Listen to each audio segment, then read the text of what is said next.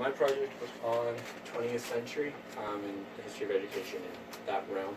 So we're going to go on to the first section here, which is the context for change. So in the 20th century, it was this time of a dramatic change in the United States. And in this 100 years, a lot of stuff has gone down. We've got 2 world wars, and countless regional conflicts, so Korea, Vietnam, and other places, and Philippines and stuff like that. We've also got a humongous international depression that hits in the 1920s, along with a bunch of racial tension going on in this particular time period. And a big thing that happened, or group of things that's happened in this time period, is technology just takes the world by storm in this century. We see humongous advancements in technology that even in the 19th century, they didn't even think that was going to be possible by the end of the 20th century. And this comes down to, in the educational realm, we have John Dewey has this huge impact on education through his progressive education ideals that just ruled the educational stage. So we're going to go on to the next thing, which is this going back to John Dewey's progressive education. So in 1896, John Dewey established the first laboratory school at the University of Chicago to test his principle of progressive education. And there were 6 basic principles of progressive education. So we're going to go through each of those and kind of break them down. So the first one is education is life, not just preparation for life. So John Dewey thought that education is skill as well as what we learn. So you have education, like you have an education in math or an education in science, but learning how to be educated was also part of how he made a thought on we could be educated to work on a car or educated to use a computer or so on and so forth. Just learning how to learn was a big part of what he was putting out here. Learning should be directly related to the interests of the child. So I believe that the interest of the children and the students and how they think and how they did things should be directly related to what they're learning and how they're learning. And there should be a connection there on that. How the students are learning should be connected to what they, how that child best learns. Third is learning through problem solving should be emphasized more than the rote memorization of subject matter. So this is kind of that thing where when I was in 10th grade, I had a teacher, history teacher, that always stated that he didn't want us just to memorize things and spit them back out. And John Dewey is saying the same thing here. Education shouldn't just be, we shouldn't be learning through memorizing a whole bunch of random facts on something so that we can spit them back out a few weeks later on a test or an exam. But that we should be learning through problem solving. So instead of us being told that, so if we would go back to like in the Civil War, let's go to Civil War. Civil War, we could be given a map of an area and said if you started here, or the North starts here and the South starts here, the South does this movement, what would be the best way for the North to combat this? And then for them to make up their own battle plans, and then to go back and look, okay, well, this is how the North actually did it. And then relate them, and you can kind of see where the students are able to see then how their ideas are related to what actually happened, and they can make connections there through hands-on activities. Fourth, the role of the teacher is to facilitate learning more so than to direct it. So his ideas here are that the teachers are really just there to help to facilitate the students in their learning, in the process of the students learning how to learn and learning these different things. They're not there to say this is how you're going to learn, and directing, kind of like directing their learning traffic, per se, and how they do that. Yeah, so they're kind of like coaches in a sort of kind of way, helping motivate them and getting them through different ideas and making the students actually think about how they're solving problems, which goes back to this problem solving point. Cooperation among students should be emphasized more than competition. So here John Dewey's going on the idea that I kind of think he's really going on the idea that two heads are better than one. I mean, if we were to look at this from any other sense, business sense, workforce sense, anything like that, if you've got someone that's excelling in science and someone that's excelling in social studies or history, then you put those two together and you could get a better product out of it, or better ideas, because you'll have the scientist is thinking straight science, this is how it scientifically would work, whereas the historian is more thinking, well, this is how it works in history, and this is what other people have done, this is how they did it, this is how they failed and how they succeeded, and then the two can work together to kind of feed off each other to get this better product in the end. But if you went ahead and set these two against each other, you're going to have an amazing scientific piece of machinery or whatever they're building or working towards, and then you're also going to have an incredibly historical version of it. But neither of them they're both going to be lacking in certain departments. And working together, and he's kind of going here saying that working together they're going to be able to work better and get a better product that's going to help our nation, or help the U.S. in this sense, and the students in all overall. Lastly, he says democracy should be practiced to encourage the free interplay of ideas that leads to growth. So really here, he's really saying that, I mean, it's fairly actually self-explanatory, really. He's just saying that we should, the classroom should be a spot where democracy is practiced. That it kind of helps students go throughout their differences and helps them work better with each other, which kind of just goes back to the point before that, where he's trying to, in a way, trying to make it to where it's less a student by themselves learning one thing, and more as a student not seeing themselves as an independent student, but seeing them as part of a corporate group. That's all learning together and working together through that. Yeah, and this is, I mean, John Dewey's idea of progressive education is still very, very evident, and even in modern schools.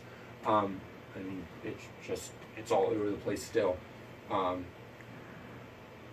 Yeah, so we're going to go on to the next one, which here we're talking about, the section starts talking about junior high, middle schools, and what they are and how they kind of came into existence. So the need for a bridge between elementary school and high school became apparent as high schools became more standardized in the content that they were taught. They also started becoming more of a four-year kind of institution, where it was following that four-year model that we're very familiar with today. High school teachers asked for students to be more prepared in areas such as algebra and English classes before they got to high school, just so that they could be more with it and they wouldn't have to spend time backtracking trying to catch them up to the point where they thought they should be. A period of life called adolescence was recognized by writers such as G. Stanley Hall. This viewpoint changed the way the schools were divided. And elementary school shifted from 8 grades in the elementary school program to 5 or 6, and the remaining 2 or 3 became the junior high or middle school that we know today. And that's kind of where we get that 6, 7, 8, or 4, 5, 6, 7, 8, or 6, 7, 8, 9, so on and so forth. That kind of area, that's where that comes from, is through these ideas here that these writers such as G. Stanley Hall and many others came up with and were able to implement into it. We're going to move on to the Montessori method. So Marie Montessori developed her philosophy for early childhood education in Italy. She's not really a United States kind of person, or she wasn't from the U.S. She was over in the old world in Italy. But her philosophy took hold in Italy and many other parts of Europe. I mean, right from the get-go, when it was created in the beginning of the 20th century, it grabs the Europe and Italy and all that area, and just completely is put in practice all over the place. But the philosophy didn't really take hold in the U.S. till about the 1950s. Yeah, so, I mean, and again, along with John Dewey's philosophies, I mean, her philosophy is still in practice in the U.S. today through many, many areas. So we're going to go on to the influence of African American leaders. So, so I'm going to change up how I'm presenting this to you. So we're going to start with, I've got three big players in the African American the African American leaders and how they're influenced. These are the three big players from this time period. So first we have W.E.B. or Webb Du Bois, or Boys is how I guess that's how you say it. He was more for he wanted he believed that African Americans should pursue higher education to become leaders in politics and education.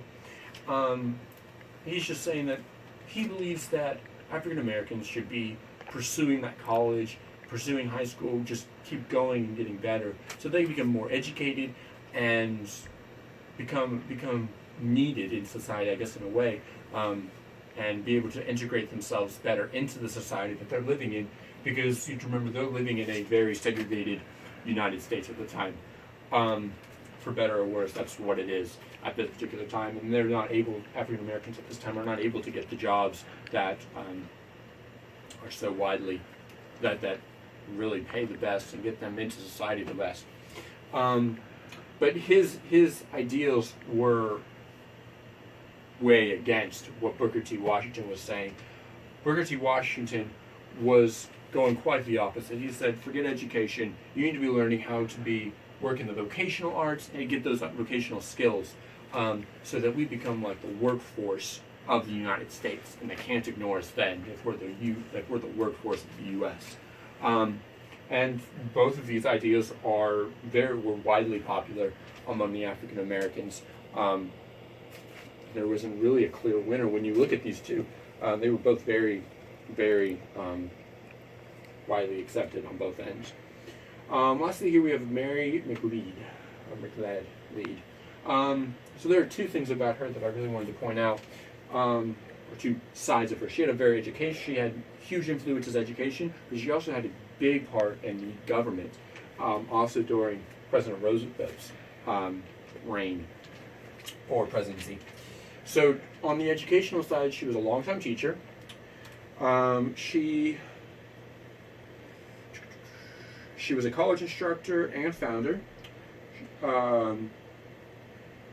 She became a college education took her from her home in South Carolina to a college experience in Chicago. She also went to Florida. And when she was in Florida, she founded the Booth-Cookman College. Those are a few big things that she did then. She also, her success in the realm of education brought her up to Washington, D.C. She was very close friends with Eleanor Roosevelt, and when President Roosevelt, Franklin D. Roosevelt, became president, he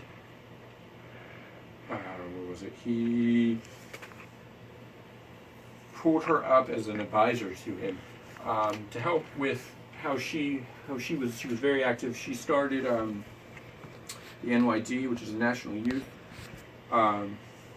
this is where she served with President Roosevelt, is in the NYD or NYA, which is the National Youth Administration. She also created the National Council of Negro Women, which just was there to help all Negro women in the society to find their place in the American society. Yes, these are some really important African American leaders of this time. We're going to move on to the 1950s. So, 1950s. This is right after World War II, about 5 or so years afterwards. Economy's doing amazing. The U.S. is thriving, but there still isn't this sense of everything's in the world, or the world is as it should be, because we have the Soviet Union and the Bolsheviks and all the communist stuff going around right now, or at this time. And so the Soviet Union launching Sputnik, but this launching of Sputnik kind of causes the U.S. to pass the National Defense Education Act of 1958. So what this act does is it called for strengthening of science, math, and foreign language programs. The teachers actually gained training in these areas.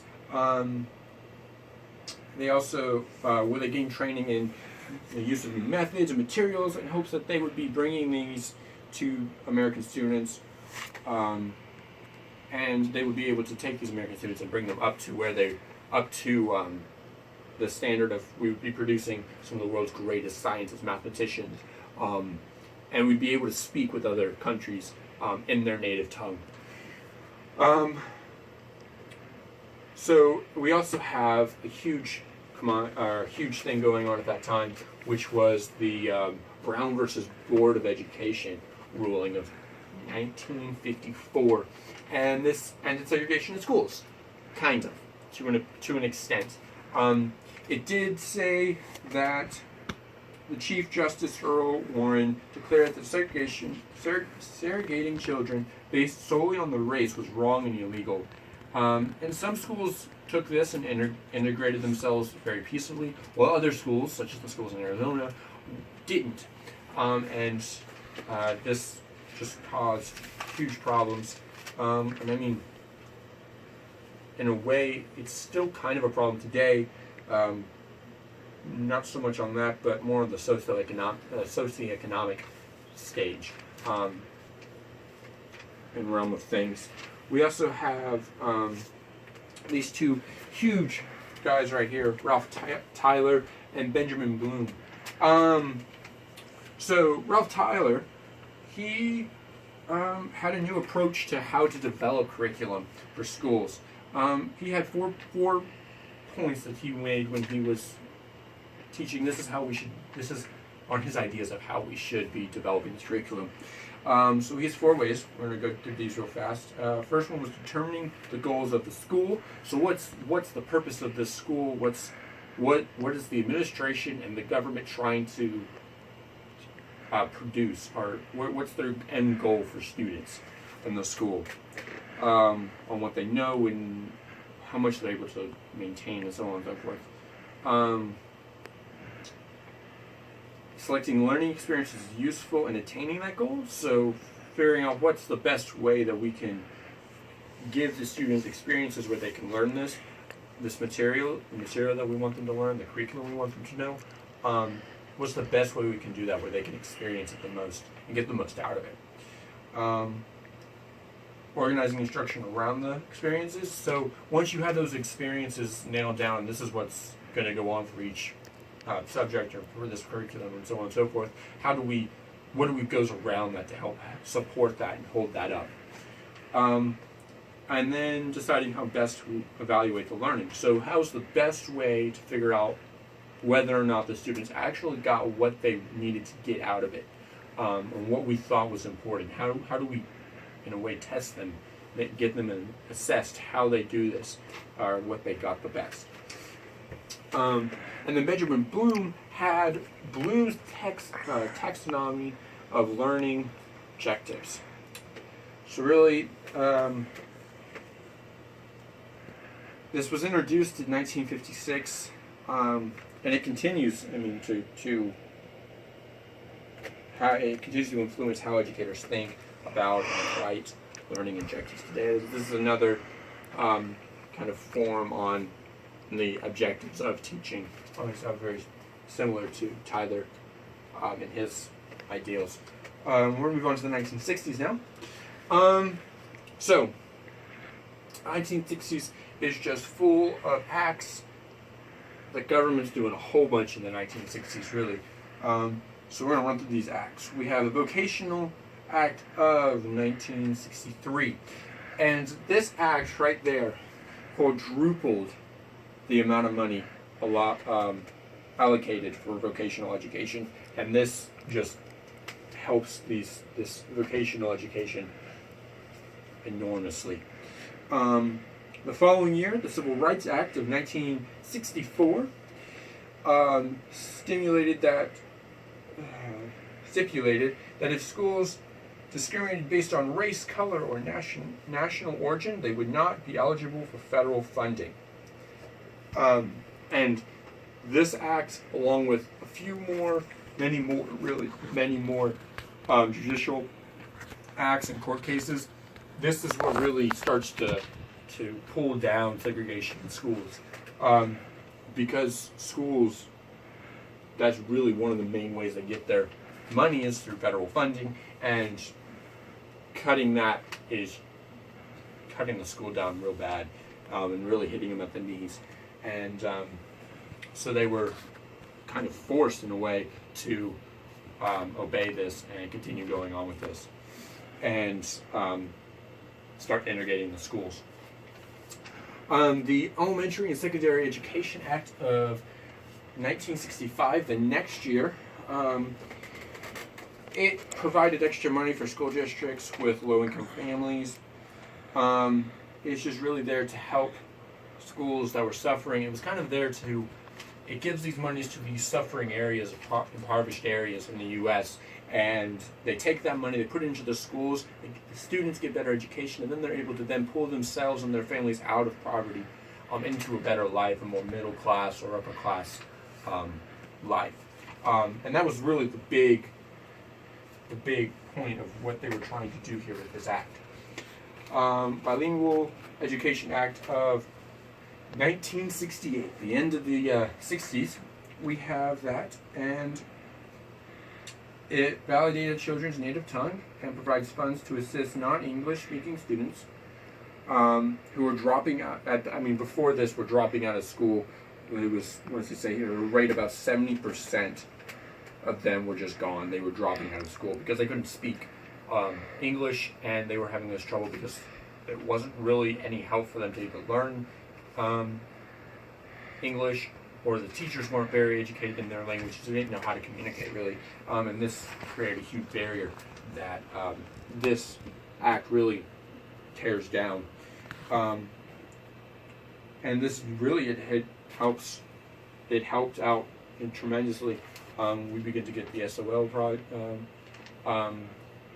is implemented in the schools. We have Spanish-speaking teachers that are able to help these students learn how to speak English. And teachers were then also kind of educated on how to approach scenarios where they were faced with students that don't speak English very well, and how the best way to communicate with them is. We're going to go into the 1970s. So, we have, in this particular decade, we have a bunch going on, not just in the educational realm, but in the big world picture. We have the Vietnam War conflict. That one war really put out some shaky trust, and there was a lot of shaky trust in the government, and this drops the amount, there was shaky trust in the government and the institutions that were associated with it, so it drops the amount of students in the public school systems, and the number of students in private schools and being homeschooled just flew. It was a huge increase in those numbers at a rapid pace. Then Title IX is passed. It's the Title IX of the Education Amendment Acts, which prohibits sexual discrimination in any education program receiving federal funding. And this took effect in 1972. So really this helps, if it was federally funded, then there could be no discrimination on the sexual level.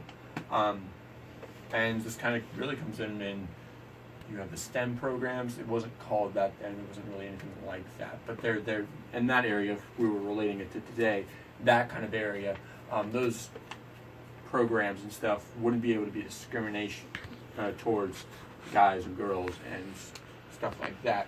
And it kind of really levels the playing field for both genders to go in at it and start getting educated in the way they think they should be. Then PL 94-142 was passed in 1975. It is better known as the Education for All Handicapped Children Act. This important legislation granted children with disabilities the right to an education that meets the needs of their least restricted environment. So this act, kind of what it does is it gave disabled children, whether it be on the autism or physically disabled, the ability to be educated, so that they weren't put down their entire life and just went uneducated because there wasn't anything really for them to help them in that education, in this world of education. Really, at the end here, we have policies towards Native American changes. So, in the 1960s, we saw that there was a whole bunch of stuff going on with the African Americans, and at the end of the 1970s, it's the Native Americans that are starting to take that stage of getting them into the school system and making sure that they're treated equally. We've got, and on these reservations where they're really given control of how their education is really done, and they're on their reservations and stuff. So that's really what's going on there. We'll move on to the 1980s. Okay, so 1980s. We have wonderful President Ronald Reagan is sitting as president at this time, and during his presidency, federal funding dropped 17%.